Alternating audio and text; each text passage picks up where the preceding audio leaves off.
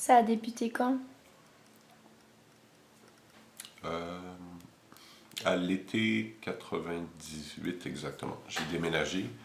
Ma copine de 8 ans m'a laissé et j'ai déménagé et j'ai lu Les Sources du Moi de Charles Taylor. Et les voix, la chute, tout. Puis là, ça a commencé, c'est ça, la psychose et tout. Donc, ma première psychose, c'est l'été 98. Ça, je m'en rappelle très bien. Quels étaient tes sentiments?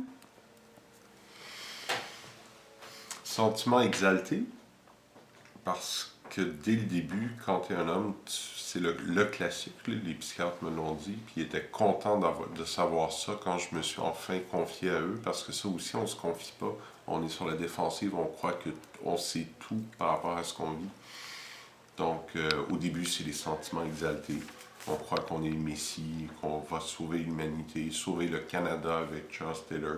Après ça, bah, ça c'était en 98, on est en 2017. Après ça, c'est des modes, c'est une courbe. Au printemps, on est plus exalté. L'hiver, c'est plus la dépression. Je prends encore, je prenais, à un moment donné, ça avait plus de bon sens l'hiver, j'ai pris du Prozac parce que je me sentais déprimé, terriblement déprimé. Et c'est une succession d'exaltation, de psychose et de dépression.